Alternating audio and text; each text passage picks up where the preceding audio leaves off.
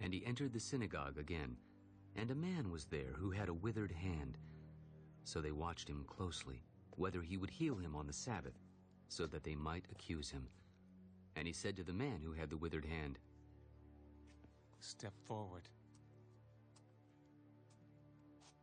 Is it lawful on the Sabbath to do good or to do evil, to save life or to kill?" But they kept silent.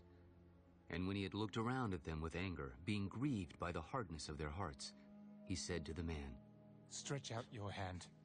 And he stretched it out, and his hand was restored as whole as the other. Then the Pharisees went out, and immediately plotted with the Herodians against him, how they might destroy him.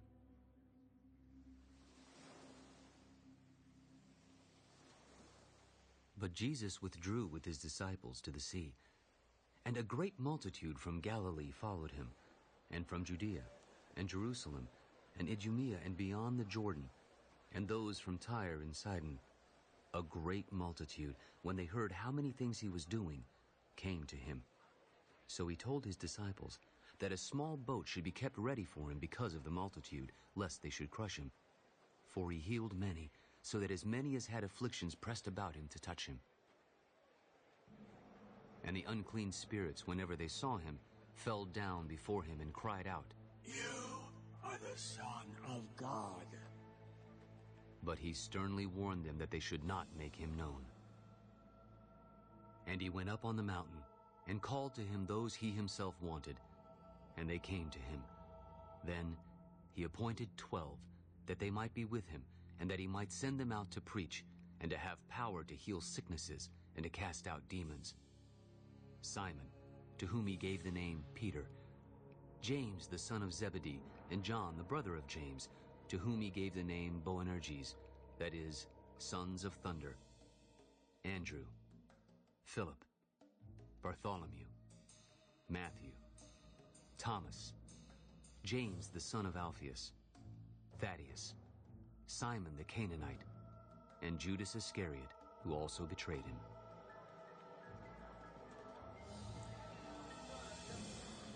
And they went into a house, and the multitude came together again, so that they could not so much as eat bread.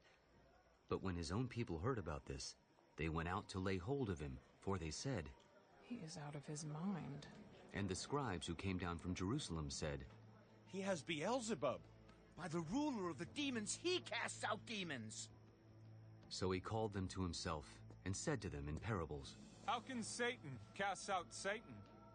If a kingdom is divided against itself, that kingdom cannot stand. And if a house is divided against itself, that house cannot stand. And if Satan has risen up against himself and is divided, he cannot stand, but has an end. No one can enter a strong man's house and plunder his goods unless he first binds the strong man, and then he will plunder his house. Assuredly, I say to you, all sins will be forgiven the sons of men, and whatever blasphemies they may utter. But he who blasphemes against the Holy Spirit never has forgiveness, but is subject to eternal condemnation. This he said, because they said he had an unclean spirit. Then his brothers and his mother came, and standing outside they sent to him, calling him.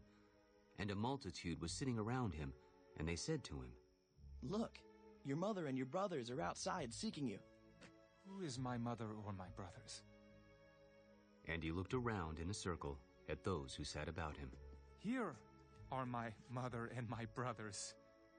For whoever does the will of God is my brother and my sister and mother.